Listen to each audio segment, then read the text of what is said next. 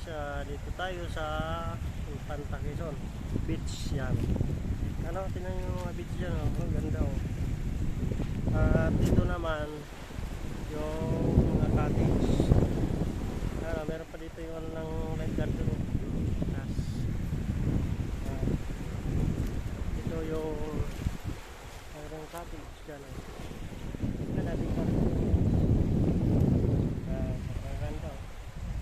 Ang ganda ng beach na yan. Kaya kung gusto nyo pupunta dito, mas maganda dito lang sa may Infanta, sa may Barangay Alitas ang sakayan. Pwede kayo doon mag ng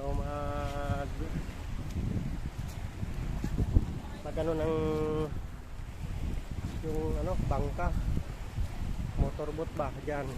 Dito yung ng motorboat dyan kada daw galing sa Barangay Alitas. Sa mga cottage dito pwede ka mag-overnight, lang siya, mga yan, tulad yan, 500 lang yan, ganyan pa. Pero doon sa may dulo doon naman mga cottage nila sa kabila doon, pero mas mahal doon. Maganda nga rin doon eh. Doon naman mahal mga cottage, mga 1 to overnight. Dito mura lang, pero mas magandang beach dito. Ayan, tingnan nyo naman, oh. Doon kasi medyo dito sa kabila yung malalim lang dito kasi kapag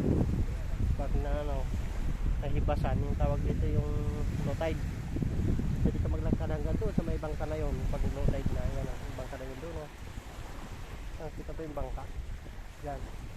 Saan ba? Hindi ko na makita, basta dito yung bangka eh. Yan.